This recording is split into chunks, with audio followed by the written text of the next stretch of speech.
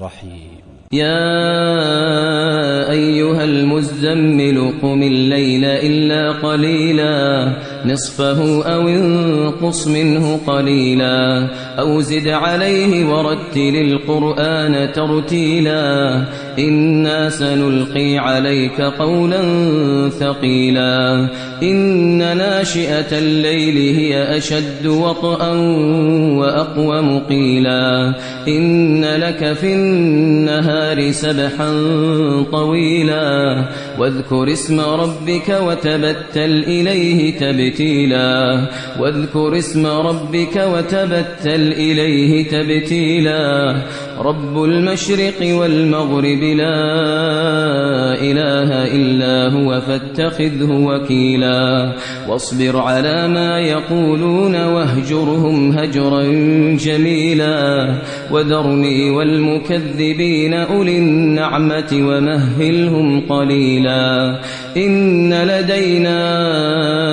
أنكالا وجحيما وطعاما ذا غصة وعذابا أليما يوم ترجف الأرض والجبال وكانت الجبال كثيبا مهيلا إنا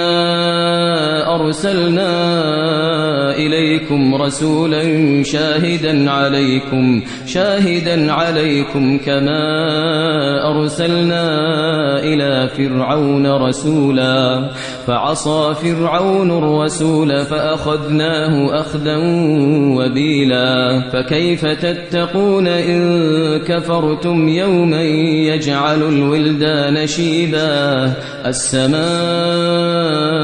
منفطر به كان وعده مفعولا إن هذه تذكرة فمن شاء اتخذ إلى ربه سبيلا إن ربك يعلم أنك تقوم أدنى من ثلثي الليل ونصفه وثلثه وطائفة من الذين معك والله يقدر الليل والنهار علم أن لن تحصوه فتاب عليكم فاقرؤوا ما تيسر من القرآن علم أن سيكون منكم مرضى وآخرون يضربون في الأرض يبتغون من فضل الله وآخرون يقاتلون في سبيل الله فاقرؤوا ما تيسر منه وأقيموا الصلاة وآتوا الزكاة وأقرضوا الله قرضا حسنا وما تقدموا لأنفسكم من خير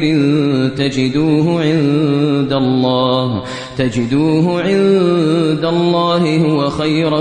وأعظم أجرا واستغفروا الله إن الله غفور رحيم.